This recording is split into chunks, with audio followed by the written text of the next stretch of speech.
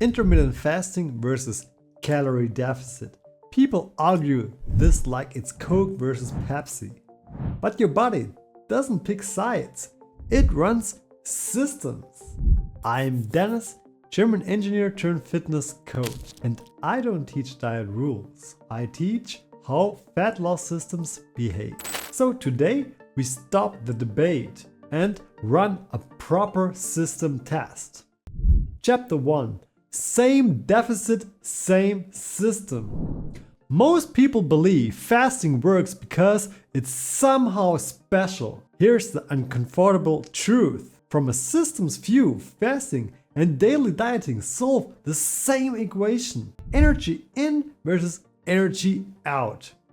A large meta-analysis compared intermittent energy restriction to continuous calorie restriction in people with metabolic syndrome risk, and the outputs were almost identical. Waist circumference dropped the same, triglycerides dropped the same, blood pressure improved the same, blood sugar changed the same. Different schedules, same results. Your metabolism doesn't care if calories disappear on Tuesday or get shaved evenly across the week. It integrates totals, not calendar drama. This is the mistake that keeps people stuck. They search for a better method instead of a stable system. If your deficit collapses after 2 weeks, the method was never the problem. Number 2, where fasting actually changes the signal. Now here's where fasting finally earns its reputation. Not magic, signal strength. In that same meta-analysis, fasting showed a small but real advantage. HDL cholesterol improved slightly more. Body weight dropped slightly more. Body fat dropped slightly more. Why? Because fasting compresses the deficit. Shorter eating windows create sharper energy gradients. Stronger fat oxidation signals, clearer metabolic pulses. Think of it like testing a structure, constant load versus short peak stress. Same structure, different feedback. But here's the part almost nobody mentions. This advantage is mostly short term. Under about 12 weeks after that, the curves start to merge. This is where smart people make dumb decisions. They chase intensity instead of survivability. If the system-based thinking clicks for you, please consider to give me a click too and subscribe. Thanks a lot. And before you decide fasting is the winner, you need to see the hidden cost next. Chapter 3.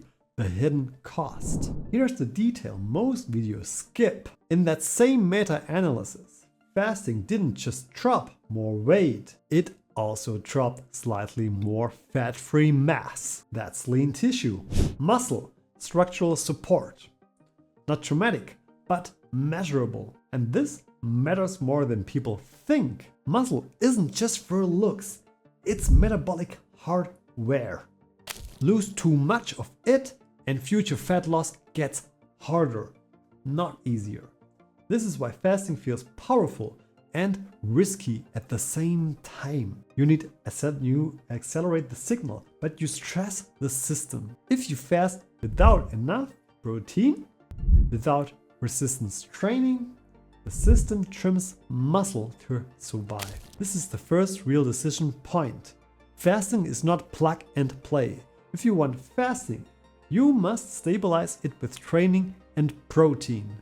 No exception. Chapter 4. Why the advantage disappears. Now for the part that surprises almost everyone. The fasting advantage, it doesn't last forever. When researchers looked at the longer interventions, past roughly 12 weeks, the differences faded. Weight loss converged, fat loss converged. Health markers converged. So different strategies, same long-term destination. Why? Not metabolism. Humans. Adherence beats physiology every time. Daily deficits fail because people burn out. Fasting fails because people overcompensate. In the long run, the body doesn't reward intensity. It rewards consistency. This is the engineering lesson. The best system isn't the fastest. It's the one that survives real life. If a plan collapses under stress, it was never efficient, just fragile. The engineer's decision rule. So here's the rule you can actually use. No ideology, just logic. If you hate daily tracking, if skipping meals feels easy, fasting can work, but only if you lift and eat enough protein. If you train hard, care about muscle, and you want stability, a daily calorie deficit wins. Same system, different interfaces. The mistake is not choosing the wrong method. The mistake is running on a system you can sustain. Pick the interface your life can support. That's how fat loss finally stops fighting you. Would like to know the winner between ADF and 16/8 fasting? Please check this one right here.